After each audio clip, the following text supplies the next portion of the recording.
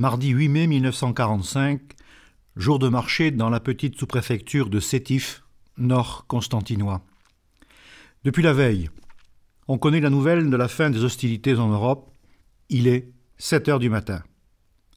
Un important rassemblement d'Algériens musulmans se forme devant la mosquée du Hangar.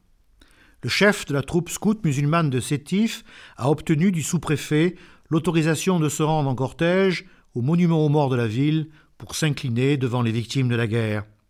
La participation des régiments algériens en 1940 et de 1942 à 1945, tant en Tunisie qu'en Algérie ou en France, a été particulièrement importante et brillante.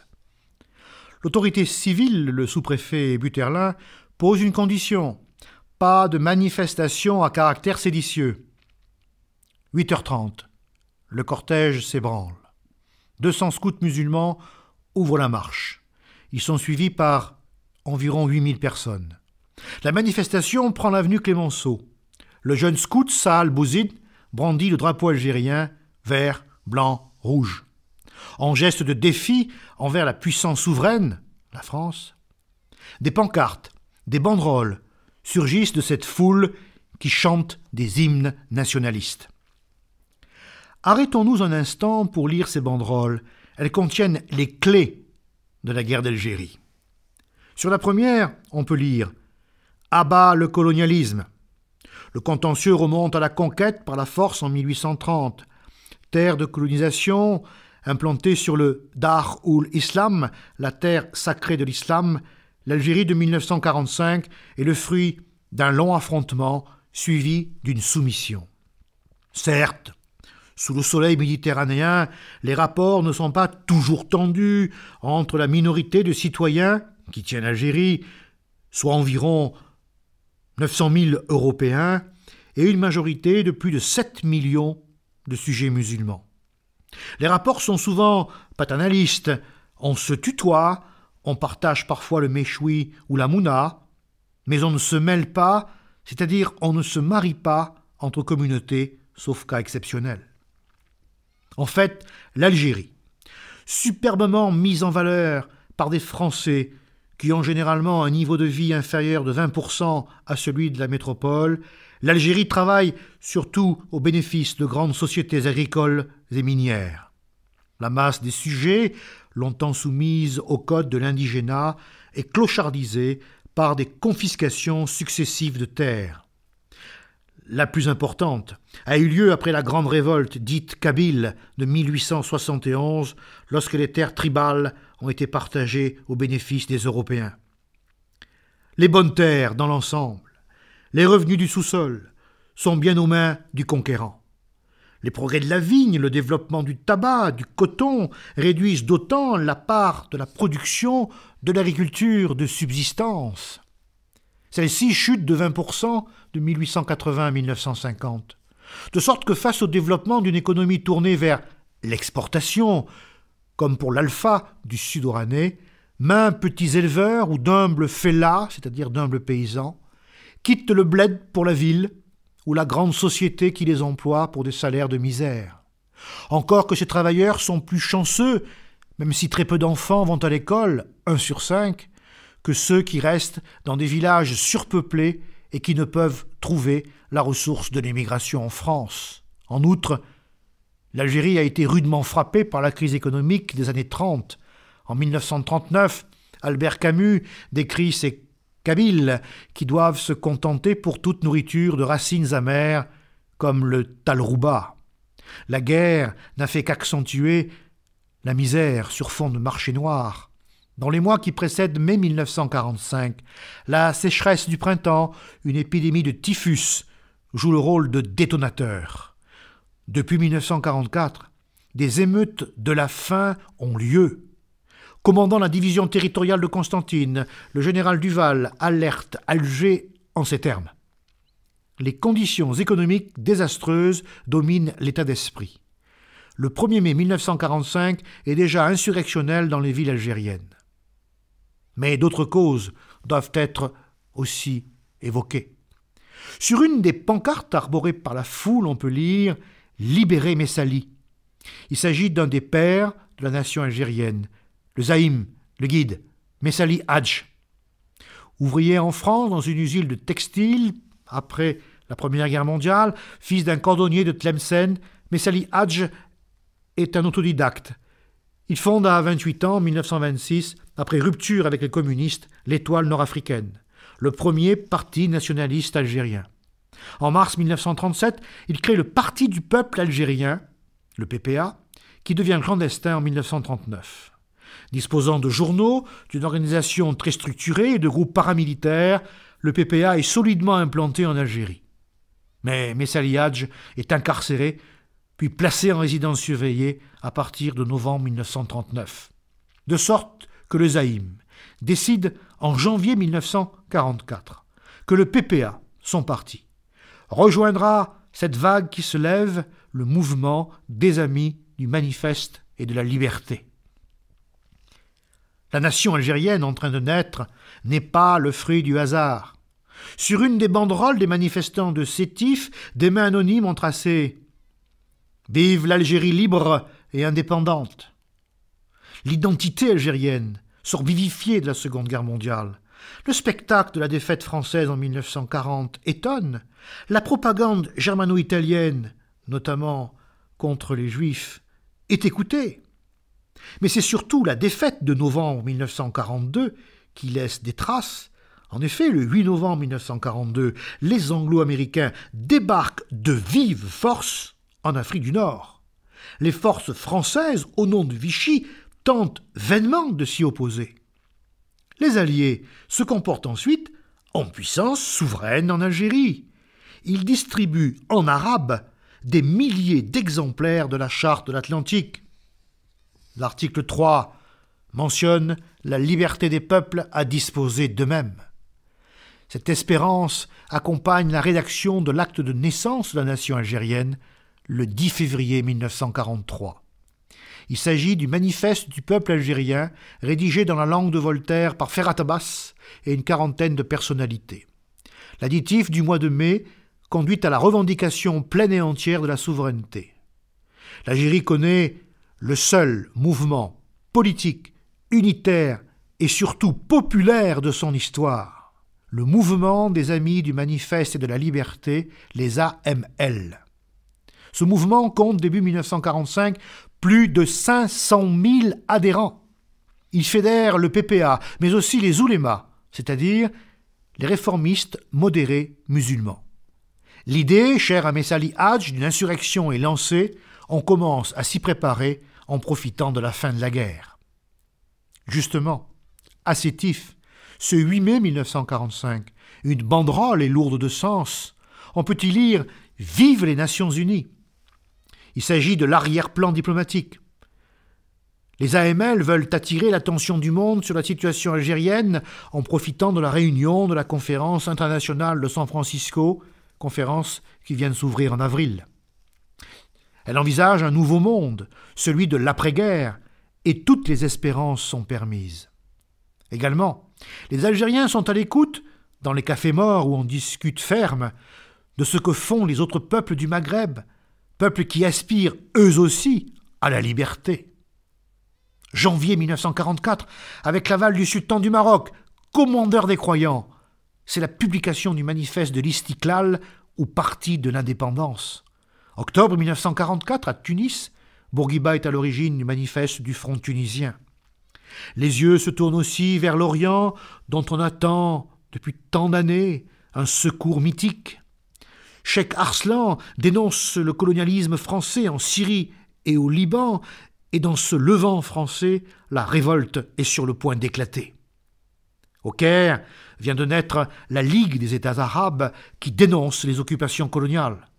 En bref, on sait que l'on prendra les armes, mais les chefs nationalistes algériens, dont beaucoup sont sous les verrous depuis les manifestations violentes du 1er mai, n'ont pas encore décidé de la date. Alors, ce 8 mai 1945, le groupe le plus structuré dans cette terre traditionnellement rebelle qu'est le Constantinois décide de prendre les devants. Mais tout était-il irrémédiable ? Une dernière banderole mérite notre attention. ce 8 mai. Mêlé à la foule qui défile sur l'avenue Clémenceau et vient d'atteindre la rue de Constantine, on peut lire cette inscription « Nous voulons être vos égaux ». Histoire de haine, oui, mais aussi histoire d'amour que cette Algérie de la colonisation. Que d'occasions manquées. En Algérie, on a séparé nationalité et citoyenneté. En bref, dans ces départements français, certains sont plus égaux que d'autres. Le droit colonial s'est révélé incapable de concilier les principes républicains et la logique politique locale. En effet, ces petits boutiquiers européens, ces fonctionnaires, ces commerçants n'ont aucun intérêt à perdre leurs petits avantages acquis. En cas d'égalité du bulletin de vote, ils risquent d'être noyés dans la masse musulmane. Dès 1945, on voit déjà la valise ou le cercueil peints sur les murs de maisons de colons du Constantinois. Pourtant, en 1919, grâce à Georges Clémenceau, la République, passant outre aux craintes des députés algériens, donne la citoyenneté française aux anciens combattants décorés ou blessés. En 1936, au temps du Front populaire, le projet Blum-Violette suscite un immense espoir en proposant la citoyenneté tout en tenant compte du statut personnel des musulmans, ce qui constituerait une véritable révolution juridique. Le projet ne concerne qu'une vingtaine de milliers d'Algériens musulmans et il n'est même pas examiné par le Parlement. Quelques années plus tard, le 7 mars 1944, une ordonnance du général de Gaulle tente de relancer la politique d'assimilation. Mais il ne s'agit qu'une demi-mesure ne concernant que certaines catégories de musulmans. Comme le note Charles-Robert Ageron, la carte d'électeur continue d'être en Algérie un titre de noblesse. Alors, agités par ces espoirs déçus et le rêve d'une Algérie libre, ces manifestants du 8 mai 1945 vont trancher dans le vif. À Sétif, il est un peu plus de 9 heures. Disciplinés, en rangée de 8, grossis par les badauds, la manifestation vient d'atteindre le Café de France. Une barricade dressée par les policiers l'empêche d'aller plus loin. Ordre est donné aux manifestants d'enlever étendards et banderoles séditieux. Un coup de feu part. Le porte-drapeau, le jeune Sahl Bouzid s'effondre. La guerre d'Algérie vient de commencer. Les forces de l'ordre ne peuvent enrayer le flot. Les manifestants, dont certains ont caché des armes depuis l'avant-veille, se répandent dans les rues et massacrent les Européens. Le responsable du Parti communiste de la ville a les poignets tranchés. En 4 jours, 102 Européens, représentants de la colonisation, sont mutilés et tués, des femmes sont violées et éventrées. Ces crimes rituels visent quelques fermes isolées ou des villages de colonisation. 45 000 insurgés tiennent le nord constantinois. Pourtant, l'Algérie ne connaît pas d'insurrection générale, bien que des mouvements sporadiques aient lieu comme à Saïda dans le sud oranais. Pour quelle raison l'insurrection reste-t-elle cantonnée à l'est algérien? Outre le fait que cette révolte n'a pas de chef et qu'elle est plus ou moins spontanée, il faut surtout évoquer les mesures préventives prises par le général Henri Martin qui commande en chef l'ensemble des forces armées en Algérie. Il n'a que 10 000 hommes immédiatement disponibles. Il les dirige vers le Constantinois pour circonscrire rapidement l'incendie. La répression est sévère. L'aviation passe en mitraillant les concentrations humaines. Le croiseur Duguay-Trouin ouvre le feu sur les gorges de Kherrata. Mais les généraux Henri Martin et Duval, dès le premier jour, multiplient les ordres pour éviter les exactions. Ils ne sont pas toujours écoutés, et ce d'autant que des milices sont formées, notamment à Guelma. Dans cette petite ville du nord constantinois, le sous-préfet Achiari lève une milice qui se livre à des exécutions sommaires, au moins 700 morts. Des fosses communes sont creusées provisoirement avant que les corps ne soient brûlés dans un four à chaud proche de Guelma. Le bilan est lourd. À la date du mois de mai 1945, c'est le plus sanglant de l'histoire coloniale française. J'ai pu dénombrer 3000 morts en me fondant sur les archives militaires, mais le nombre des disparus reste toujours inconnu.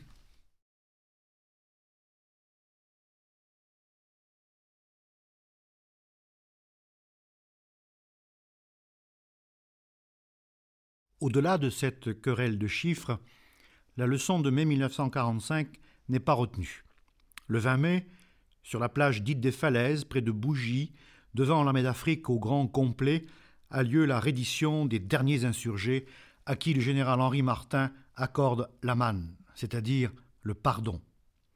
De sorte que de l'insurrection de 1945 au 1er novembre 1954, à chaque fois qu'un gouverneur général ou un responsable du renseignement tente d'attirer l'attention du gouvernement sur la situation préoccupante qui règne en Algérie, un axiome est alors brandi.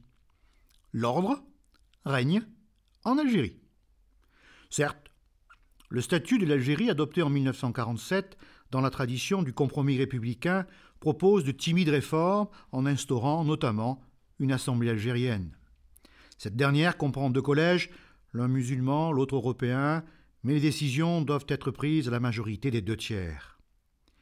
Les premières élections de cette assemblée, en avril 1948, sonnent le glas de l'accession à la souveraineté par les urnes. Ces élections truquées voient le triomphe des candidats béni oui-oui imposés par l'administration. L'ampleur de la fraude est telle qu'entre les 2 tours, des émeutes ont lieu. 8 morts au Douar, c'est-à-dire le village d'Echmia, 4 morts à Champlain, 600 arrestations. On comprend, dès lors, que pour l'écrivain algérien Kateb Yassine ou la revue française Esprit, la guerre d'Algérie, commencée le 8 mai 1945, continue. Des hommes comme Krim Belkacem, en Kabylie, ne sont pas redescendus du maquis depuis 1945. D'autres s'organisent au sein de la branche armée du PPA clandestin, l'OS ou Organisation secrète. Fondé en 1947 par le docteur Lamine Debagine, cet organe paramilitaire voit le triomphe des théories de la guerre subversive et du terrorisme prônées par Ben Bella sur la théorie de la guerre de partisans défendue par le Kabyle Haït Ahmed. Le 5 avril 1949, le succès du hold-up de la poste centrale d'Oran met la police sur les traces de l'OS qui est démantelée en 1950. L'ordre règne-t-il, enfin, en Algérie? À l'inverse d'une idée reçue, la population algérienne n'est pas indifférente, mais sourdement hostile à la présence française, comme le montrent les synthèses mensuelles du renseignement. La déferlante de la décolonisation en constitue une des causes. Les Philippines sont émancipées depuis 1946. 1 an plus tard, la Grande-Bretagne dit adieu à l'Empire des Indes. En 1949, l'ONU reconnaît les indépendances de l'Indonésie, pays à majorité musulmane, et de la Libye, très proche de l'Algérie. La France elle-même est en difficulté. Au Maroc et en Tunisie, depuis 1952, la situation devient insurrectionnelle. Depuis la violente manifestation d'Oran, le 1er mai 1952, l'Algérie entre en effervescence. Le 15 octobre 1953, une émeute a lieu à Nedroma, gros bourg à l'ouest de Tlemcen. Les gendarmes sont molestés, leurs armes saisies, des maisons sont incendiées. Débordées, les forces de l'ordre ouvrent le feu. 1 mort et quelques blessés. Mais cet événement marque le début d'une nouvelle période d'insécurité en Algérie. D'octobre 1953 à octobre 1954, fomenté par des jeunes nationalistes, là d'attendre l'arme au pied, un hypothétique ordre d'insurrection, 53 attentats majeurs frappent l'Algérie.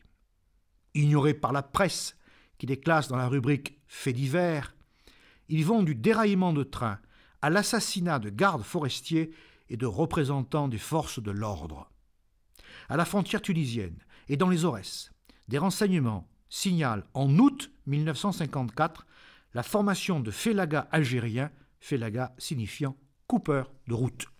En 1954, il ne reste plus que 20 000 hommes pour garder l'Algérie, la priorité allant à la Tunisie et au Maroc, alors à feu et à sang. Mais on ne peut comprendre l'acte 2 de la guerre d'Algérie, le 1er novembre 1954, sans l'immense écho de la défaite de Dien Bien Phu. La place tombe le 7 mai. Le lendemain, jour anniversaire du 8 mai 1945, au Caire, la radio La Voix des Arabes appelle à l'insurrection générale au Maghreb. Un petit groupe d'hommes se prépare. Au sein du parti messaliste, on les appelle les neutralistes. Ils ont fondé en mars 1954 un comité révolutionnaire et d'action, le CRUA, qui tente tout d'abord de réconcilier les frères ennemis. En effet, à la suite d'un congrès en avril 1953, le parti de Messali Hadj s'est scindé en deux branches. Une partie a rejoint Lawel, devenu adjoint du maire libéral d'Alger, Jacques Chevalier. Les partisans de Lawel, cette première tendance, croient encore possible la voie légale. Mais elle est combattue par l'autre qui fait corps autour du vieux chef, Messali Hadj, toujours en résidence surveillée en France. Le zaïm, Messali Hadj, parle vaguement d'insurrection générale. Mais les 5 fondateurs du CRUA ne le croient plus. Il s'agit de Mohamed Boudiaf, Mourad Didouche, Larbi Ben Midi, Mostefa Ben Boulaïd, Rababitat. Krim Belkacem, le Kabyle, les rallie après une réunion des 22 cadres du CRUA qui devient le Front de Libération Nationale le 23 octobre 1954 en se dotant d'une force armée, l'ALN, l'Armée de Libération Nationale. Le choix de la guerre de libération sur le modèle bolchevique d'une minorité entraînant la masse de gré ou de force est adopté. La date en est fixée, ce sera un long week-end, le 1er novembre 1954. Pour les chefs du FLN, encore dans l'ombre, il est temps d'agir. En effet, le gouvernement Pierre Mendès France, qui a mis fin à la guerre d'Indochine, jouit d'un certain prestige depuis le célèbre discours de Carthage, le 30 juillet 1954, qui annonce l'émancipation de la Tunisie. Le clan de Lawel a le vent en poupe, et ce d'autant que la France fait un geste envers l'Algérie. Il s'agit du premier pont aérien d'aide humanitaire de l'histoire, à la suite du tragique séisme d'Orléansville le 9 septembre, qui fait 1500 morts et 60 000 sans-abri. Depuis sa résidence surveillée de Niort, le zaïm se dit ému par ses envois de couvertures, de lait en poudre, de médicaments. En visite en Algérie entre le 16 et le 22 octobre, le ministre de l'Intérieur, François Mitterrand, promet des réformes. Mais l'heure n'est plus au discours. Dans la nuit du 31 octobre au 1er novembre 1954, de façon coordonnée, une trentaine d'attentats ont lieu sur le territoire algérien. L'initiative appartient désormais au FLN-ALN, qui veut obtenir par la force et l'internationalisation du conflit l'indépendance de l'Algérie. Ce mouvement sort du néant. Il doit impérativement se montrer agressif pour gagner par tous les moyens, y compris la menace, la population. Cette population est le véritable enjeu de cette guerre d'Algérie, conflit avant tout politique.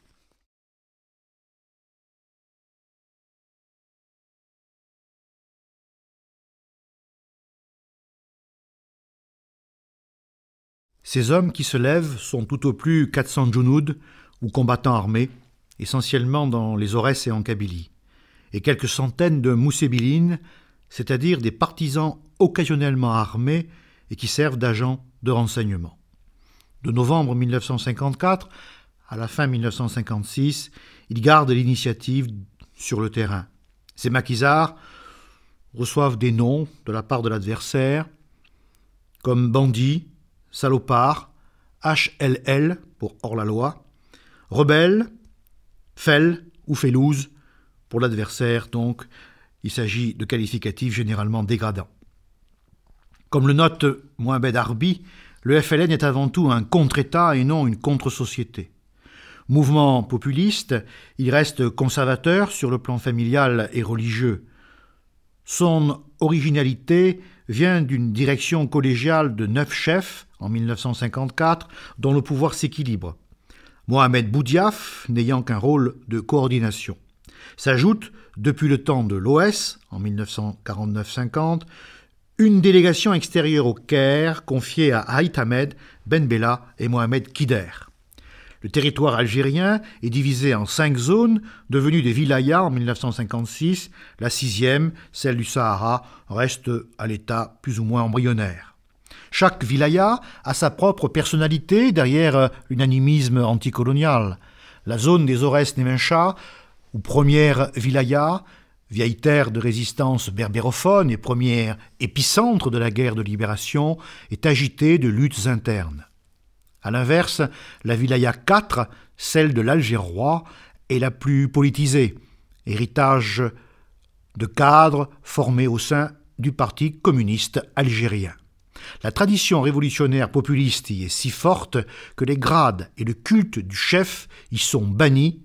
À l'inverse, la 3e wilaya, centrée sur la Kabylie, c'est la wilaya du célèbre chef de guerre, tacticien, mais sanguinaire, Amirouche. En 1956, le 20 août, les chefs de la résistance intérieure, lors d'un congrès clandestin dans la vallée de la Soumam, font le choix de nouvelles structures sur fond d'espérances démocratiques, espérances qui promettent à l'Algérie indépendante le pluralisme et la laïcité. Cette plateforme de la démocratie, bien que rejetée par Ben Bella et la délégation extérieure, qui veulent préserver le caractère islamique du FLN, cette plateforme est cependant à l'origine d'une double direction politique. En Algérie, le CNRA, ou Conseil national de la Révolution algérienne, c'est l'instance suprême, incarnation de la souveraineté, composée de 34 membres. Le CNRA, en 1956, fédère les forces nationalistes autres que les messalistes. Ferhat Abbas en fait partie, avec son ami Ahmed Francis, mais aussi les oulémas représentés par Tafik El Madani. Ce CNRA se réunit une fois l'an. Dans l'intervalle, le pouvoir est exercé par le CCE, ou Comité de coordination et d'exécution, exécutif restreint de 5 membres. Avec Aban Ramdan, il réaffirme, ce CCE, la primauté du politique sur le militaire. Mais Aban Ramdan est bientôt victime des luttes de factions d'une coalition menée par Krim Belkacem et les colonels Boussouf, Ouamran et Ben Tobal. De sorte qu'un pouvoir militaire, formé d'hommes qui se battent depuis les territoires tunisiens et marocains, érige une direction parallèle. Les colonels choisissent leurs successeurs par cooptation et des règlements de compte commencent. La paralysie du CCE et les difficultés de liaison avec la délégation extérieure ne sont résolues qu'en septembre 1958, lorsqu'est constitué le GPRA, ou gouvernement provisoire de la République algérienne. Ferhat Abbas en est le premier président. Après le voyage triomphal de Krim Belkacem en Chine populaire, en 1958, le GPRA est bientôt reconnu sur le plan international, notamment par l'URSS. Mais la collégialité de la direction est remise en cause. C'est le paradoxe du FLN qui représente seul l'Algérie en lutte, incarne la patrie après l'élimination des messalistes, mais dont les instances dirigeantes, à partir de mars 1959, subissent une succession de crises, de purges, en raison d'un mal chronique, le clientélisme. Lorsqu'en 1960, le colonel Ouari Boumedienne est chargé de constituer un état-major unique pour rassembler les armées aux frontières, ce phénomène s'accentue, accompagné par le népotisme et la corruption. En bref, le drame du FLN est de n'avoir pas connu un Jean Moulin, capable de concilier toutes les tendances en développant une culture civique et démocratique. En revanche, l'armée de libération nationale est dotée de structures qui évoluent peu depuis le congrès de la Soumam.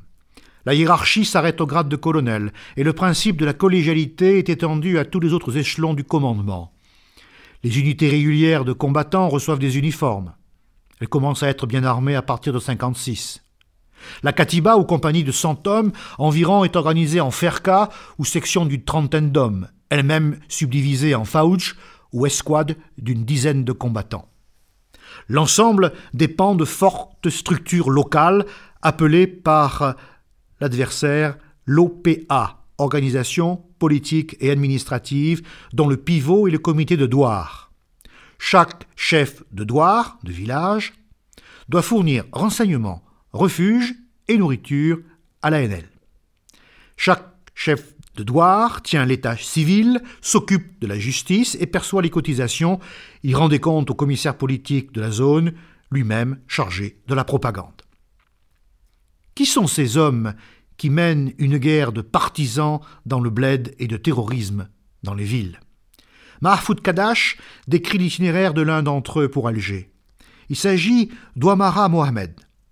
Très tôt militant PPA, né dans la Casbah, père de 7 enfants, bon orateur, il fait fortune dans la Restauration.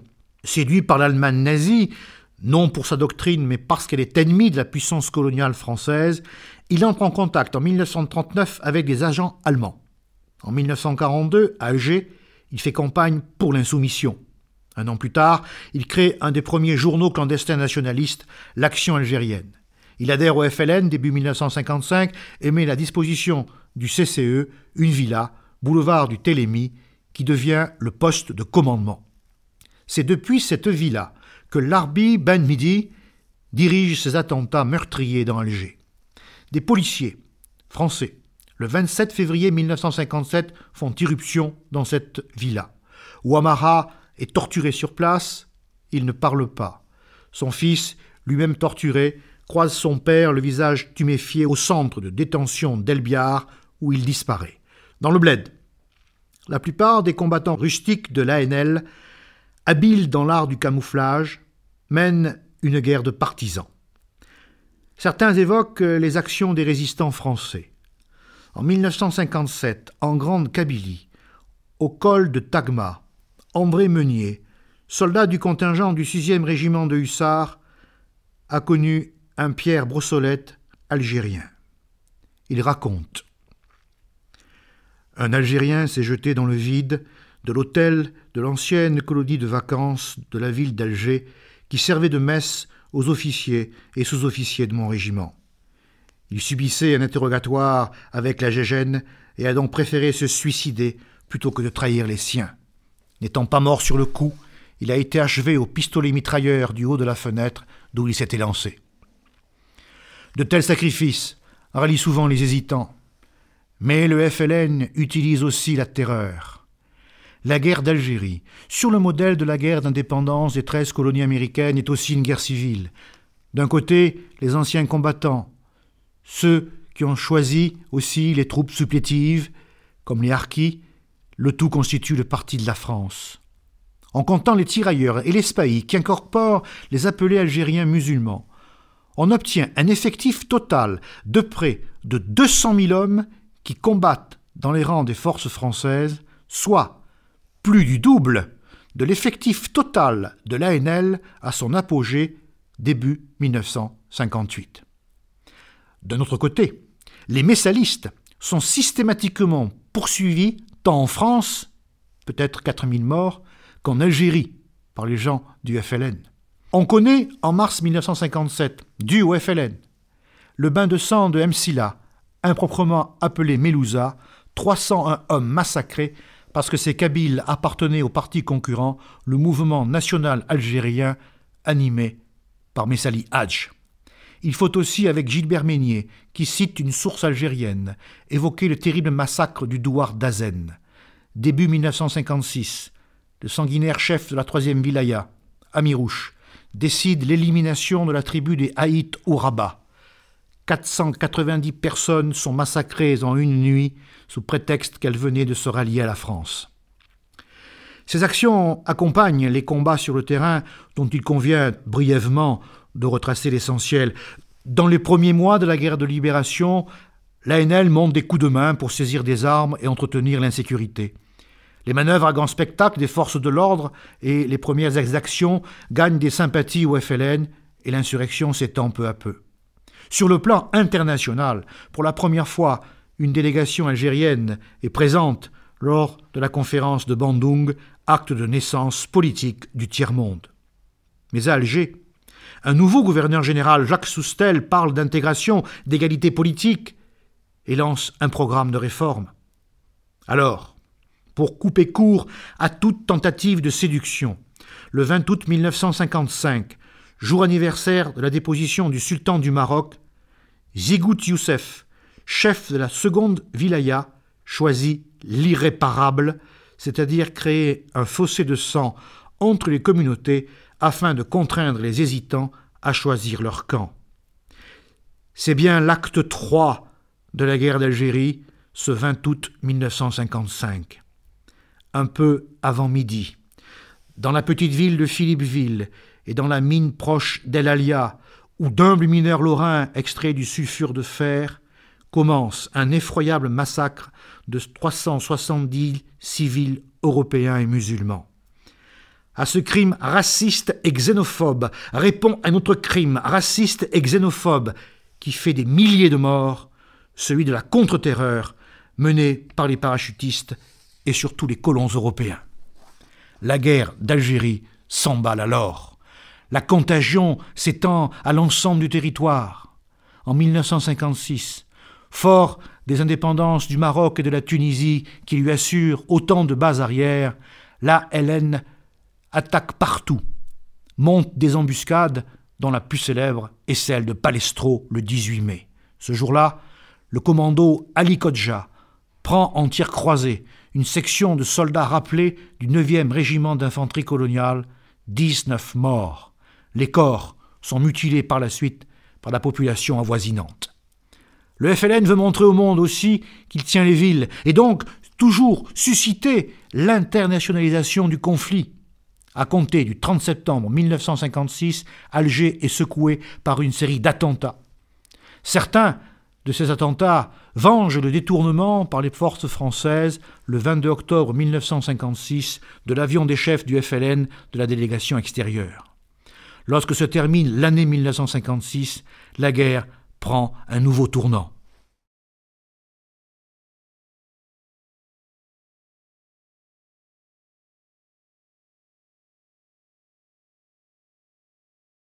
Alertées par les services de renseignement, les autorités françaises sont surprises ce 1er novembre 1954 et commettent une première faute, un coup de filet dans les milieux supposés nationalistes sans discernement. 2000 personnes sont emprisonnées tant en France qu'en Algérie. La plupart n'ont aucun lien avec le FLN, dont elles ignorent même le nom. Le résultat, c'est que les forces de l'ordre, pour 2 ans, sont sourdes et aveugles. Elles perdent la première bataille, celle du renseignement. Le gouvernement Pierre Mendès France est cependant bien décidé à rétablir la paix civile en Algérie. Ce sont donc des opérations de maintien de l'ordre dans des départements français. Le 7 novembre, François Mitterrand, ministre de l'Intérieur, affirme « L'Algérie, c'est la France ». Et il n'est pas question de reconnaître un quelconque état de belligérance, sinon ce serait avouer l'état de guerre civile. Le gouvernement envoie immédiatement un renfort d'une dizaine de bataillons. Le général Cherrière, commandant la 10e région militaire, donc les forces en Algérie, général Cherrière emploie le marteau-pilon pour écraser des mouches dans l'immensité de l'Est algérien. Toutefois, dans l'improvisation générale de ces premières opérations à grand spectacle, un nouveau type d'unité apparaît, les bataillons dits Blizzard, unités de parachutistes légèrement équipés, mais capables de vivre dans le bled en nomadisant de jour et de nuit. Fin novembre 1954, les paras du colonel Ducournau remportent un premier succès en éliminant un des chefs de guerre des Aurès. Au début de 1955, à ces premières opérations de ratissage succèdent le quadrillage et l'installation des premiers postes pour contrôler une zone. La loi d'urgence, votée le 31 mars, donne aux militaires des pouvoirs plus étendus. Les Ponce Pilate de la 4e République, dont le gouvernement Edgar Faure est le premier, qui a succédé à Mendès France début février, commencent à se décharger de leurs responsabilités sur l'armée. Que se passe-t-il sur le terrain? Les opérations de détail tiennent la troupe en alerte jusqu'au coup de tonnerre du 20 août 1955. L'armée française ressemble alors aux pompiers de service qui tentent d'éteindre les incendies successifs.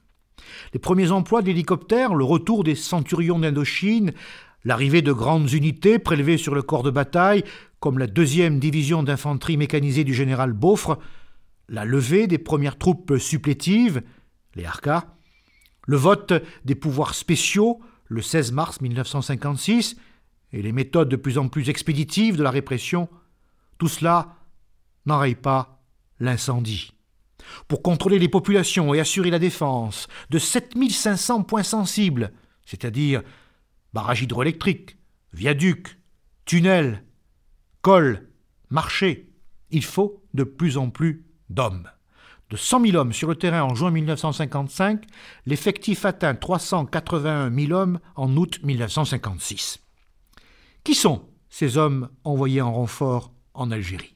En mai 1955, le cabinet Edgar Faure rappelle sous les drapeaux des réservistes français d'Algérie, puis, après le bain de sang du 20 août, rappelons-le, il s'agit de la région de Philippeville, des milliers de morts, le gouvernement étend cette mesure aux rappelés métropolitains de la classe 1953-2.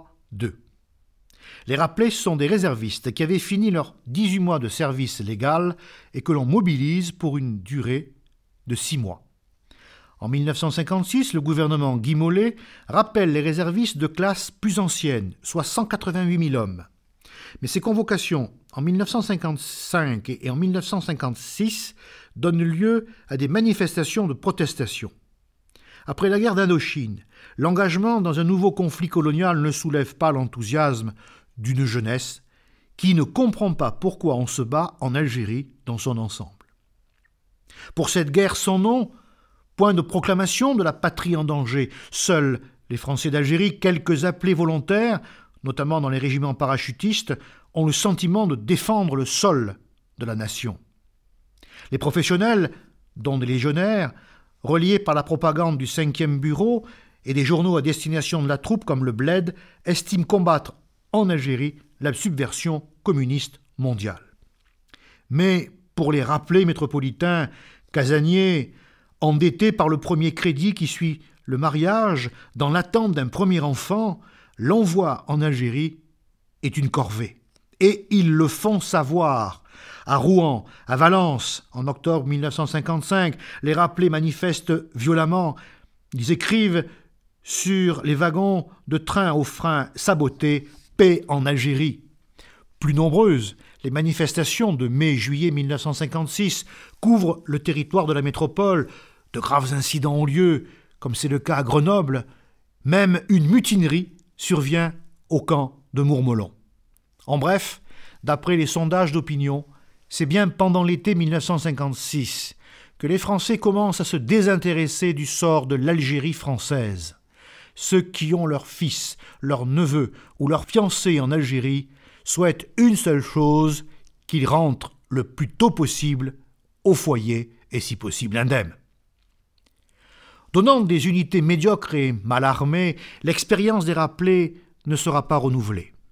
En fait, le gros des forces en Algérie, plus de 80% des effectifs, est composé d'appelés. On les prend pour des benets. Ces jeunes gens qui deviennent rapidement des hommes parfois aigris lorsqu'ils découvrent les réalités du maintien de l'ordre. Dès le 31 mars 1955, le gouvernement Edgar Faure décide de ne pas libérer le contingent en service en Algérie. Les décrets des 24 et 28 août permettent de maintenir sous les drapeaux les hommes au-delà de la durée légale de 18 mois. En théorie, le service est de 24 mois, mais la classe 56-1B, c'est-à-dire les jeunes gens de 20 ans, levés dans le premier semestre de 1956 au mois de mars, restent 27 mois sous les drapeaux en moyenne. Certains sont même sous uniforme jusqu'à 30 mois, notamment pour les sous-officiers, issus du contingent. Tous, dans l'ensemble, après 4 rudes mois de classe, font leur devoir en attendant la quille, c'est-à-dire la fin du service militaire. Les cas d'insoumission ou de désertion ne représentent, pour le contingent s'entend, pas les 200, pour un total de 1 200 000 appelés envoyés en Algérie en 8 ans. Après une indifférence initiale, certains de ces hommes du contingent partis contre leur gré ont passionnément aimé ce pays farouche. Chef de poste sur un piton isolé en Kabylie, le sergent Paul Fauchon, classe 54-2C, prend en charge la misérable population avoisinante. Maçon de son état, il va jusqu'à retirer ses économies de la caisse d'épargne pour construire des fontaines dans les douars dont il a la charge. Pour la dernière fois de son histoire, la République emploie les gros bataillons, éparpillant 400 000 hommes en moyenne pour tenir près de 5 000 postes. Seulement 6% de l'effectif en 1958, soit environ 30 000 hommes, sont rassemblés dans les unités de réserve générale dont le pivot est constitué par les 10e et 25e DP, c'est-à-dire divisions parachutistes. Les régiments de ces grandes unités sont à la disposition du commandement en chef. Elles mènent des opérations ponctuelles ou viennent prêter main forte aux troupes de secteur, ce qui entraîne parfois de petites rivalités et des tensions, notamment lors de l'attribution des bilans après une opération ou de l'attribution de décorations. De quels moyens dispose cette armée d'Algérie ? C'est le conflit des paradoxes. Pour tenir le bled, on reconstitue des escadrons et arcas à cheval. On réduit à un rôle de fourmi des unités qui doivent abandonner leurs blindés. Cette sédentarisation des troupes avant 1959 se fait curieusement dans une guerre de la fin du XXe siècle qui voit le développement d'armes modernes comme l'hélicoptère de combat et les premiers missiles air-sol. On voit aussi apparaître des armes de terreur comme l'emploi de bidons spéciaux, tout simplement le napalm, à partir de 1955. L'objectif de cette armée de masse est moins de reconquérir un terrain jamais réellement perdu que de tenter de rallier à la France les populations. En Algérie, les leçons apprises en Indochine sont à l'origine de la guerre contre-révolutionnaire qui emploie tous les moyens pour arriver à ses fins. Si on ne peut contrôler une région, on la déclare zone interdite, on y tue le bétail, on démolit les maisons, on déplace sa population. C'est l'application d'un principe simple. Si le FLN évolue comme un poisson dans l'eau parmi la population, il suffit de vider l'eau. 2 millions de personnes sont ainsi déplacées pour croupir dans des villages de regroupement dont seule une minorité est placée en groupe dit d'autodéfense. Le tout se fait au nom d'un maître mot, la pacification.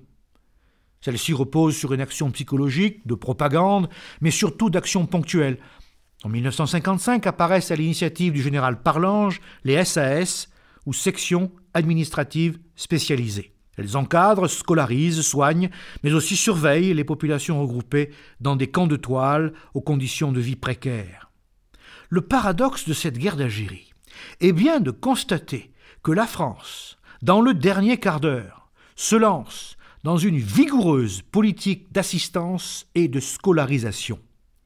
En 1960, 50% des enfants du bled sont scolarisés, soit 630 000 élèves répartis entre 1154 instituteurs civils et 1100 instituteurs militaires qui se donnent corps et âme à leur métier. La même année, 778 médecins et 3500 infirmiers du contingent assurent l'essentiel de l'assistance médicale gratuite pour les populations algériennes. Sur le terrain, le vent commence à tourner en faveur des forces de l'ordre à partir d'octobre 1956. L'opération Djennad, dans laquelle sont engagés 10 000 hommes, aboutit à un premier encerclement, celui de Port-Guédon, et à la mort de 110 combattants de l'ANL. Mais de cette lente reprise de l'initiative, due à une meilleure coordination du commandement et surtout à des troupes plus aguerries, l'histoire a surtout retenu la bataille d'Alger.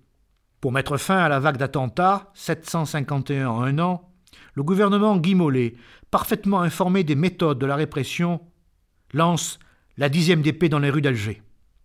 Le 7 janvier 1957, Robert Lacoste, ministre résident, confie les pouvoirs de police au général Massu. De janvier à mai, en brisant la tentative de grève générale, la 10e DP, appuyée par le 9e régiment de Zouaves, procède à des arrestations massives.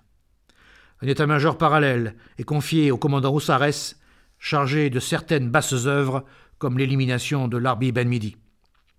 La torture est souvent employée pour obtenir des renseignements auprès de suspects assignés à résidence dans des centres de détention comme El Biar ou Beni Messous. De juin à octobre, la seconde phase achève le démantèlement des réseaux de poseurs de bombes après la capture de Yassef Saadi et la mort de son adjoint Ali Lapointe. Secrétaire général de la préfecture d'Alger, Paul Tedjen compte 3024 disparitions en un an dans l'ensemble de l'Algérois. Ce chiffre, actuellement contesté, ne semble pas tenir compte, me semble-t-il, de ces corps précipités en mer du haut d'un hélicoptère, un parpaing aux pieds. Fin 1957, oui, l'ordre règne à Alger, bien qu'à l'inverse d'Oran, le couvre-feu perdure. Cette même année 1957 voit le début de la lente asphyxie des maquis intérieurs par la construction de 2 barrages aux frontières est et ouest de l'Algérie. Ces barrages électrifiés, minés, dotés de radars canons, se révèlent particulièrement efficaces. Le barrage oriental est d'ailleurs à l'origine de la seule vraie bataille de la guerre d'Algérie sur le terrain. De janvier à mai 1958, de la mer à Tébessa, l'armée Libération nationale, depuis ses camps de Tunisie, lance en vain une succession de coups de boutoir meurtriers pour venir en aide aux maquis de l'intérieur. Les combats sont rudes, mais les prémices de cette victoire militaire restent cependant limitées par une défaite morale et diplomatique. Le dossier Jean Muller, publié par Témoignages chrétiens le 15 février 1957, puis la publication de La question d'Henri Alleg, font savoir au monde étonné que la France des principes de 1789 s'abaisse à employer les armes de l'adversaire. S'ensuit un isolement diplomatique graduel, accentué par l'aventure de Suez en novembre 1956, accentué par les vives critiques du sénateur Kennedy en 1957, accentué par les condamnations de la Ligue des États arabes et des pays du tiers-monde, notamment après le raid aérien de Saket Sidi Youssef en territoire tunisien le 8 février 1958. Mise au banc des nations, la France n'est plus soutenue ouvertement que par 2 États, Israël et l'Afrique du Sud de l'apartheid. Pour bien comprendre cet isolement français, je retiendrai une image très forte. Aux Jeux olympiques de Rome en 1960, lorsque la dernière épreuve, la France remporte son unique médaille d'or en équitation et que monte dans l'azur le drapeau tricolore, le public conspue la Marseillaise. Il y a donc strabisme divergent entre la réalisation par les armes de l'Algérie française et l'internationalisation sans cesse renforcée de la guerre d'Algérie. La 4e République se révèle incapable de résoudre cette équation. Au moment où la souveraineté nationale est remise en cause, en février 1958, par une mission américaine de bons offices et l'humiliation d'une demande de prêt au Fonds monétaire international.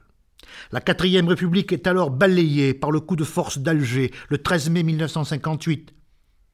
Pour les Français d'Algérie, une partie de la classe politique en métropole, et le général Salan, commandant en chef en Algérie, il n'est pas question d'amener le drapeau. Un projet d'inspiration fédéraliste le laisse supposer. Il attend de venir en discussion au Palais Bourbon, à Paris. Le général de Gaulle apparaît comme le seul recours possible pour éviter la guerre civile. Le 17 mai, sur la place du Forum à Alger, des scènes de fraternisation ont lieu. Des femmes en haïk arrachent leur voile. Le 2 juin, l'Assemblée nationale accorde sa confiance à de Gaulle. 2 jours plus tard, dans un délire patriotique, il est ovationné à Alger. Alors là, il faut essayer de différencier 2 personnages dans un même homme.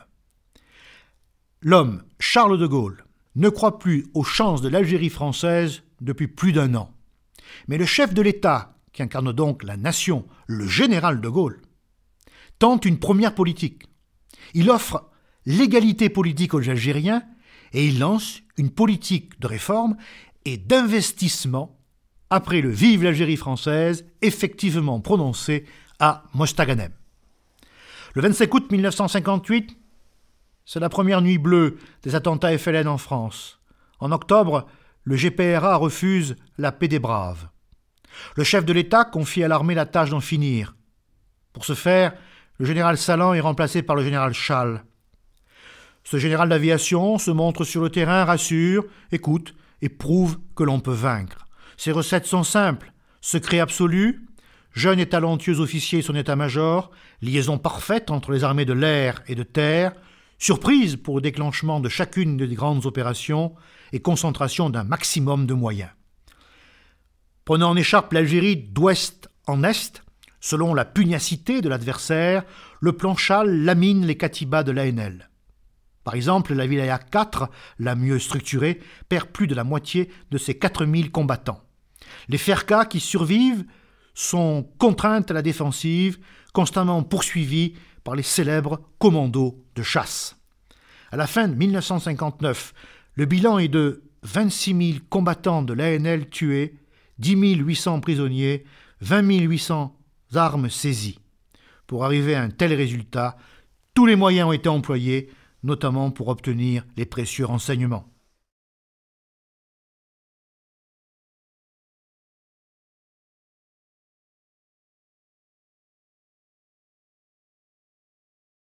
L'emploi de la torture comme moyen de renseignement n'aurait jamais dû apparaître en Algérie. Le 21 octobre 1949, le gouverneur général, Marcel Edmond Negelen, condamne son usage dans une circulaire au préfet. La violence doit être prohibée d'une manière absolue en tant que méthode d'investigation, précise-t-il. Renouvelée en 1952, cette interdiction semble être restée lettre morte auprès des forces de police qui usent en Algérie, de façon traditionnelle, les méthodes fortes. Ce que dénonce dès le 2 novembre 1954 François Mauriac dans les colonnes de l'Express. Jusqu'en 1955, l'armée est indemne d'une telle accusation. Le dérapage commence à partir du moment où les Ponce Pilate de la 4e République, je le répète, toujours parfaitement informés de tout ce qui se fait en Algérie, laissent aux militaires l'initiative en vertu des lois de 55 et de 56, celle de 56 sur les pouvoirs spéciaux. La faute originelle remonte peut-être au printemps 1955. En mars, le général Allard, commandant la division territoriale de Constantine, puis en mai les généraux Cherrière et Parlange, autorisent les représailles en fonction des responsabilités collectives d'une population à la suite d'un attentat ou d'une embuscade. C'est une des origines des célèbres corvées de bois, c'est-à-dire l'élimination de suspects torturés à la Gégène ou ayant subi le supplice de l'eau, devenus compromettants ou bien trop amochés pour être libérés. Pourtant, dans cette recherche obstinée du renseignement, il ne faut pas faire le procès de l'armée française comme si celle-ci constituait un seul bloc. Il y a eu débat, feutré certes, au sein des forces armées. On connaît la démission du général de Boillardière pendant la bataille d'Alger, mais on oublie ceux qui ont choisi de rester pour protester de l'intérieur, ceux qui décident de rappeler que l'armée républicaine ne peut s'abaisser à utiliser tous les moyens de la guerre contre-révolutionnaire.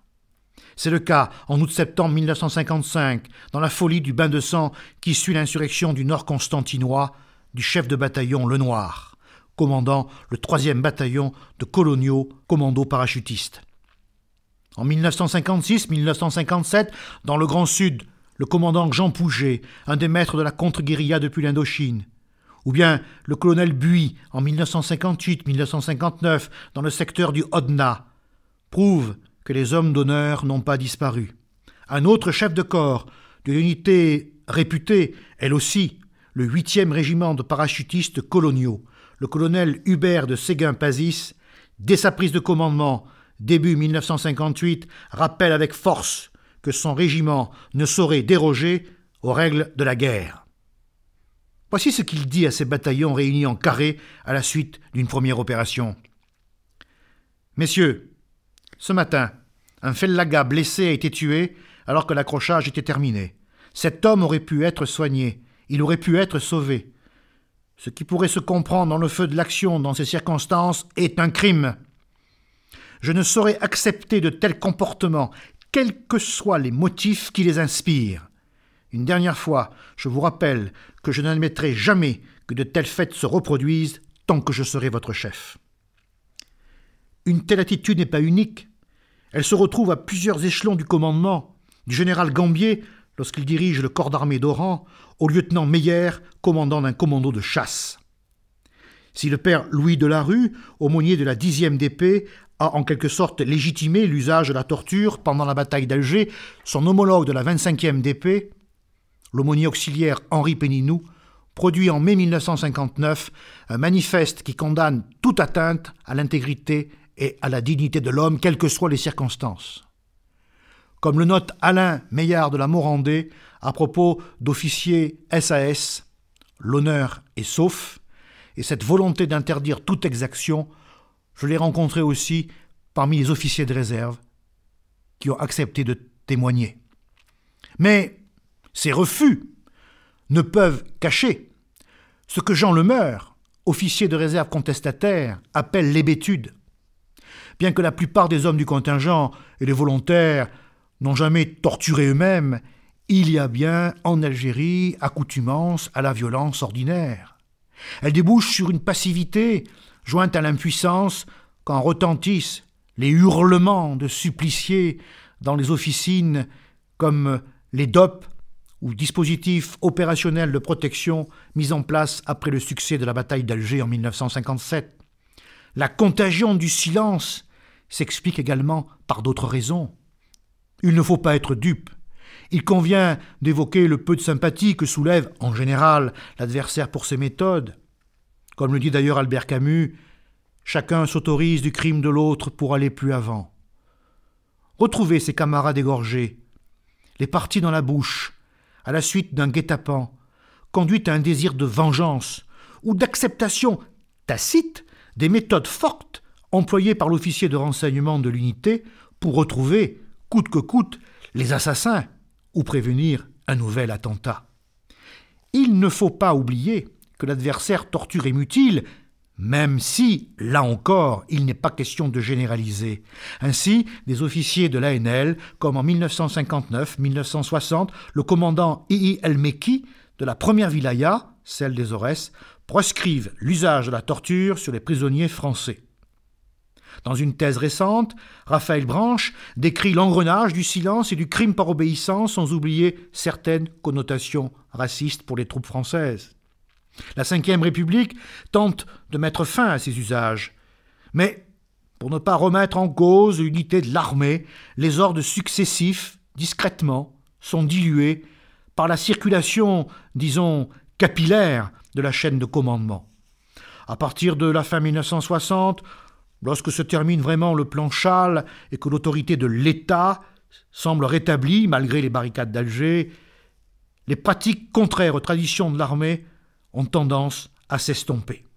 Mais le renseignement n'a pas pour seule origine l'emploi de la torture. Il afflue grâce au recrutement des harkis, les supplétifs. Certains de ces harkis sont même des anciens combattants de l'armée de libération nationale. Des moyens beaucoup plus fiables que la torture sont utilisés et de plus en plus développés, comme l'écoute radio et l'intoxication ou la pénétration des réseaux et katibas ennemis par des spécialistes tels le capitaine Léger.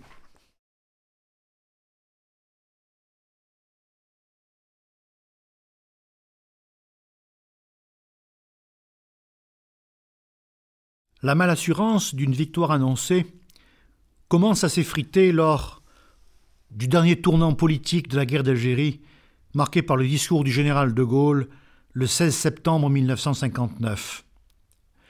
En même temps qu'il fait libérer 7000 nationalistes algériens, le chef de l'État, ce jour-là, montre la voie de l'autodétermination. Mais il ne le dit pas clairement à l'armée, dont l'unité commence à s'effriter, une armée en proie au doute. Successeur du général Châle en 1960, le général Crépin constate, je cite, « une baisse très sérieuse du moral. Les cadres d'active craignent une congolisation de l'Algérie après un nouveau discours du général de Gaulle le 4 novembre 1960 à propos de la République algérienne, thème auparavant défendu par Ferhat Abbas au début des années 50. L'initiative politique revient au FLN qui, vaincu dans le bled, rallume la guerre dans les villes. En dépit de l'échec à Melun des premiers pourparlers de paix en juin, aidés par l'écho du procès des porteurs de valises, c'est-à-dire ceux qui aidaient en France le FLN, au temps du réseau Janson. Pour ne rien dire, le 6 septembre 1960, de cette réunion de 120 intellectuels français qui commettent un texte en faveur du FLN et appellent à l'insoumission, derniers intellectuels qui prennent le dernier wagon du dernier train d'une guerre qui dure depuis tant d'années, eh bien l'ensemble encourage les manifestations qui commencent dans les villes algériennes. Celle du 11 décembre 1960 à Alger prend les allures d'un défi quand les manifestants arborent des drapeaux algériens. Ce même mois de décembre 1960 annonce la fin. La résolution 1514 de l'ONU reconnaît le droit à l'indépendance du peuple algérien. Pour les centurions, bien décidés à ne plus amener le drapeau depuis leur déconvenue d'Indochine, le doute s'accentue après le référendum sur l'autodétermination qui donne, le 8 janvier 1961, 57% de oui en métropole et 40% en Algérie. Des ultras de l'Algérie française se regroupent et fondent l'OAS, Organisation de l'armée secrète. Les premières bombes explosent le 25 janvier 1961. Les craintes des partisans de l'Algérie française deviennent des certitudes lorsque le 11 avril 1961, le général de Gaulle envisage un État algérien associé. L'amorce d'une trêve qui arrête les grandes opérations et fait renaître l'ANL de ses cendres précipite le second pronunciamento de la guerre d'Algérie. Pour mettre un terme au découragement, alerter l'opinion métropolitaine et ne pas gâcher la victoire militaire, des officiers, quelques troupes de réserve générale suivent dans l'aventure du putsch le général Schall du 21 au 27 avril. À Paris souffle un vent de panique, les aides de camp du général de Gaulle s'arment. En Algérie règne une immense pagaille, mais la majorité des cadres militaires hésitent. Les unités putschistes, comme le 1er régiment étranger parachutiste ou le 18e régiment de chasseurs parachutistes, unité d'ailleurs composée d'appelés, eh bien, les putschistes restent minoritaires. Dans son immense majorité, à l'écoute du discours du général de Gaulle, qui, revêtant son uniforme, applique l'article 16 de la Constitution, le contingent sabote ou reste indifférent aux appels des généraux d'Alger. L'échec du putsch joue le rôle d'un accélérateur de l'histoire en précipitant la marche de l'Algérie vers l'indépendance.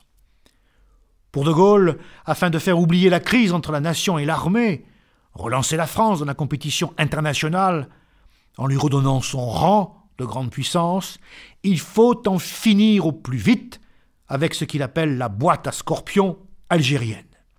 Il se sert de l'armée, dont le corps des officiers subit une rude épuration, pour négocier en position de force, mais continue de ne rien lui dire de ses véritables intentions.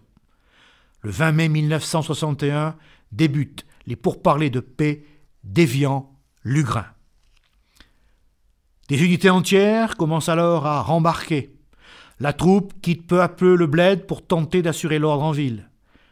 Les passions se déchaînent, elles donnent de la guerre d'Algérie l'image d'un chaos final.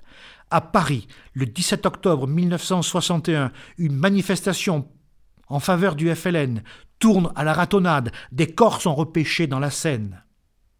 En Algérie, la rue est ensanglantée par manifestation, contre-manifestation. Les attentats OAS répondent aux attentats FLN. Le 28 février 1962 à Oran, c'est le premier attentat OAS à la voiture piégée au cœur d'un quartier musulman. 35 morts, 50 blessés.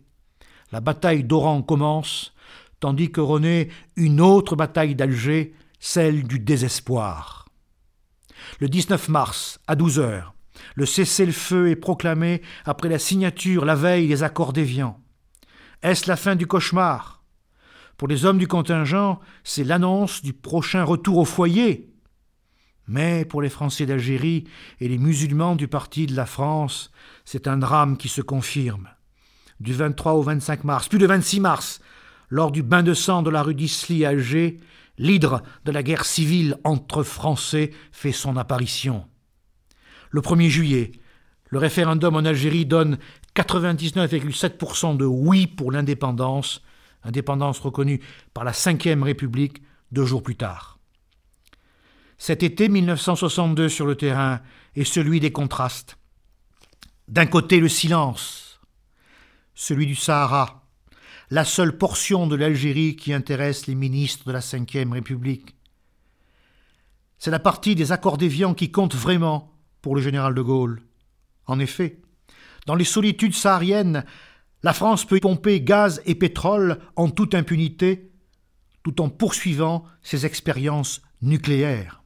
Les sites sahariens permettent dans le plus grand secret le développement d'un système d'armes complet, garant de l'indépendance nationale. Toutefois, plus au nord des sables du désert, on perçoit un concert de klaxons et de you-you des femmes algériennes. C'est la fête, énorme, tonitruante, un festin effréné, bref, le délire de la proclamation de l'indépendance algérienne. Mais en même temps, le ciel est obscurci par les fumées du port d'Oran. À la joie répond le désespoir, celui des Français d'Algérie victimes d'une épuration ethnique. Le 5 juillet à Oran, c'est le drame final, entre midi et 17h, avant que les troupes du général français Katz interviennent tardivement. Peut-être une centaine d'Européens massacrés. C'est le temps de l'exode pour ces Français d'Algérie qui partent vers l'inconnu. Un déchirement chanté par Enrico Macias en ces termes. Mais du bord du bateau, qui m'éloignait du quai, une chaîne dans l'eau a claqué comme un fouet. Cet été 1962 est bien l'un des plus meurtriers de la guerre d'Algérie, avant que l'ordre revienne progressivement à partir de septembre. Des centaines de Français d'Algérie de petites gens sont enlevés. 75 officiers français, 98 sous-officiers et 152 hommes de troupes, pour ne rien dire de dizaines de disparus, tombent sous les balles de l'ANL ou sont victimes d'attentats ou d'explosions de mines. Mais le drame le plus terrible est l'expiation de cette guerre civile algérienne que par pudibonderie on n'ose pas encore nommer. La joie de l'indépendance est entachée par les luttes de factions. Le groupe de Tlemcen, composé de Ben Bella et des troupes de Boumedienne, fait ouvrir le feu sur des maquisards de l'intérieur et marche sur Alger, où il prend le pouvoir. Dans cette anarchie de juillet-août, c'est aussi l'heure des règlements de compte. En sont victimes ceux qui avaient pris les armes au nom de la France, anciens combattants musulmans égorgés, harkis massacrés. L'estimation de ce dernier massacre oscille entre 10 000 à 60 000 morts. Est-il possible de dresser un bilan des pertes d'une guerre qui a coûté à la France 55 milliards de francs, soit environ 50 à 60% de son budget militaire? Les chiffres sûrs sont rares. Les troupes françaises, du 1er novembre 1954 au 19 mars 1962, déplorent près de 24 000 tués, dont 34,7% par accident. Les tués, pour les mêmes dates, dans les troupes supplétives, sont de 3 360 harkis et 380 moghaznis, ce sont des gardes armés, par exemple des SAS. Quant aux tués au combat et disparus de l'armée de libération nationale, les sources françaises sont de 143 000 hommes. Quant aux civils, les seuls chiffres sûrs concernent 2888 civils européens assassinés et 16 380 civils musulmans tués par des attentats aveugles. Est-il besoin de rappeler que dans cette guerre essentiellement politique, les civils en ont été les principales victimes?